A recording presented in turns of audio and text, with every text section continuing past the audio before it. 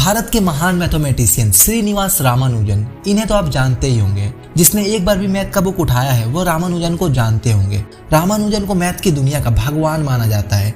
इनका जन्म 22 दिसंबर 1887 को तमिलनाडु में हुआ था। उनके जन्मदिन को नेशनल मैथमेटिक्स डे के रूप में मनाया जाता है। बचपन से ही रामानुजन सारे बच्चों से हटके थे। उनके मन में हमेशा अजीबोगरीब सवाल आते रहते थे, जैसे दुनिया का पहला पुरुष कौन था, धरती से बादल की दूरी कितनी है, इसी तरह के कई अजीबोगरीब सवाल। कई बार क्लास में रामानुजन के ऐसे सवाल पूछने पर टीचर्स चिल्ला उठते थे। रामानुजन को मैथ सब्जेक्ट में जितना रुचि था उतना और किसी सब्जेक्ट में नहीं था। क्लास में अध्यापक जब हिंदी इंग्लिश पढ़ाते थे तब भी वो मैथ ही बनाते रहते, जिससे अध्यापक उनके ऊपर गुस्सा हो जाते और कभी कभी उन्हें ऐसा करने पर सजा भी मिलती थी। रामानुजन जब 8 में थे तो वह 12th क्लास के छात्रों को मैथ्स पढ़ाया करते थे। क्या हुआ था कि रामानुजन 12th क्लास के छात्रों से मैथ्स का बुक मांगते हैं तो वो लोग बोलते हैं कि यह कोई बच्चों की खेलने की किताब नहीं है और ना ही इसमें कोई चित्र बना है, तुम इसका क्या करोगे। तो रामानुजन कहते हैं कि मैं सिर्फ इसे देख कर दे दूंगा। फिर रात भर वो उस किताब को रामानुजन पढ़ते हैं। उसके बाद 12वीं के छात्र उसे किताब मांगने आते हैं और बोलते हैं कि क्या तुमने देख लिया। उन्होंने कहा कि देख भी लिया, समझ भी लिया। तो 12 के छात्र रामानुजन को टेस्ट करने के लिए कुछ सवाल पूछते हैं। रामानुजन 2 पन्नों का मैथ 4 लाइन में बनाकर दिखा देते हैं, जिससे वह 12वीं के छात्र चौंक जाते हैं। फिर रामानुजन का बनाया गया मैथ को वह छात्र जाकर अपने स्कूल के सर को दिखाते हैं, जिसे देखकर सर भी 5 मिनट के लिए चुप हो जाते हैं और बोलते हैं किसने बनाया यह मैथ, कौन से कॉलेज में पढ़ाता है। तो सभी छात्र बोले कि वह कोई कॉलेज में नहीं पढ़ाता, वो 8वीं का छात्र है। अध्यापक यह सुनकर हैरान हो गए। रामानुजन कहते हैं गणित के बिना आप कुछ भी नहीं कर सकते, आपके आसपास सब कुछ गणित है। रामानुजन के मैथ के प्रति इस लगाव के कारण क्या हुआ कि 10th क्लास में तो वो फर्स्ट आए थे, लेकिन 11th क्लास में वो मैथ में फुल मार्क्स लाए, लेकिन बाकी सारे सब्जेक्ट में फेल हो गए। उसके बाद 12th क्लास में भी ऐसा ही हुआ, वो मैथ में फुल मार्क्स से पास हुए और बाकी सारे सब्जेक्ट में फेल हो गए। उनके घर वाले और शिक्षक उन्हें समझाते कि बेटा सिर्फ एक सब्जेक्ट में नहीं, सारे सब्जेक्ट पर ध्यान दो, लेकिन उनका मन सिर्फ गणित में ही लगता। उसके बाद उन्होंने स्कूल ही जाना छोड़ दिया और घर में ही खुद से मैथ बनाने लगे और खुद से ही सारी चीज़ें सीखने लगे। इनका कैलकुलेशंस गजब का होता था। एक बार क्या हुआ कि वो मंदिर गए थे। उन्होंने देखा कि प्रसाद जो कि चना था वो जिस बर्तन में रखा हुआ था वैसा ही बर्तन रामानुजन के घर में भी था, जिसमें 8710 चने रखे जा सकते थे। तो मंदिर में कुल 142 महिलाएं आई थी और वहाँ के जो पुजारी थे वो एक मुट्ठी में 65 चने हर एक महिला को दे रहे थे। रामानुजन ये सब देख रहे थे।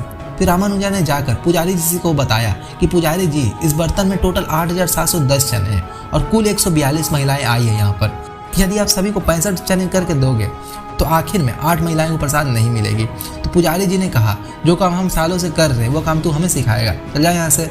फिर रामानुजन वहाँ से चले जाते हैं। आखिर में जैसा रामानुजन ने कहा था कि 8 औरतों को प्रसाद नहीं मिलेगी वैसा ही हुआ। मतलब गजब का कैलकुलेशन था उनका। इसी तरह एक बार क्या हुआ कि रामानुजन के माँ ने उनसे एक सवाल किया कि बताओ कि एक तालाब में पहले दिन एक कमल खिलता है और दूसरे दिन एक कमल 2 कमल में बदल जाते हैं। ऐसे ही 15 दिनों में आधा तालाब कमल के फूल से भर जाता है, तो पूरा तालाब भरने में और कितना दिन लगेगा। तो रामानुजन के जो पिता थे वो रामानुजन के माँ से कहते हैं क्या बचकाना सवाल है, 15 दिनों में जब आधा तालाब फूल से भर जाता है तो उसके अगले 15 दिनों में पूरा तालाब भर जाएगा।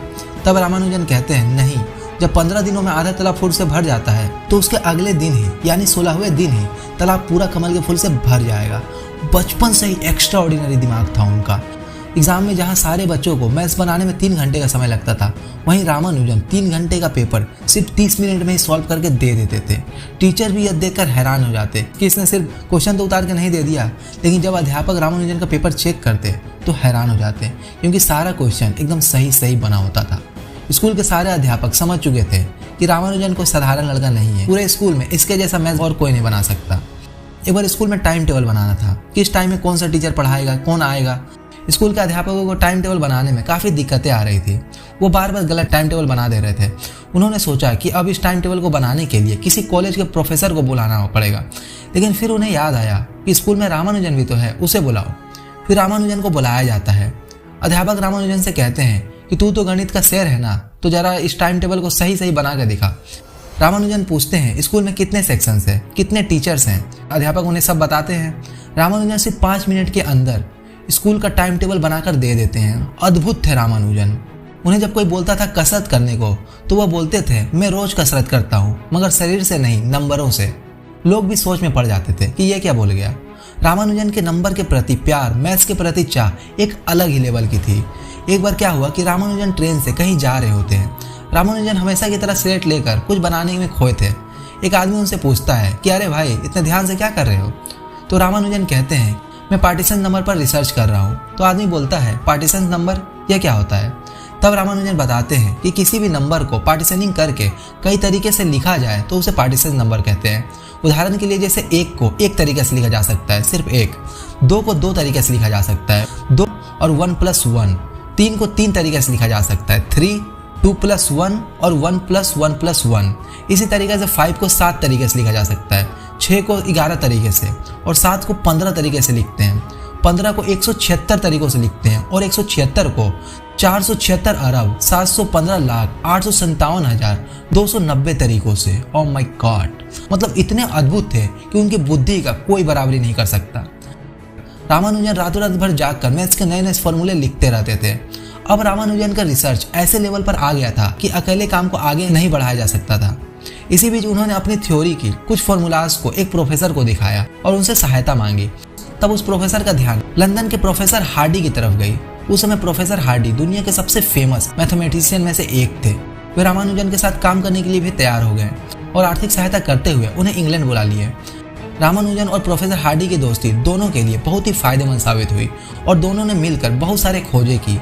उसी बीच रामानुजन की एक विशेष खोज की वजह से कैम्ब्रिज यूनिवर्सिटी ने उन्हें BA की उपाधि दी। इसके बाद रामानुजन को रॉयल सोसाइटी का फेलो भी बनाया गया। उस समय फर्स्ट वर्ल्ड वॉर चल रहा था और इस बीच रॉयल सोसाइटी का सदस्यता मिलना बहुत ही गर्व की बात थी।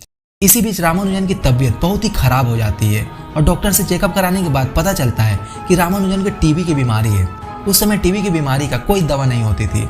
अंत में डॉक्टरों की सलाह पर उनको भारत वापस लौटना पड़ा क्योंकि इंग्लैंड का मौसम उनकी तबीयत के लिए अच्छा नहीं था। लेकिन भारत आने के बाद भी स्वास्थ्य ने रामानुजन का साथ नहीं दिया। उनकी हालत बिगड़ती चली गई।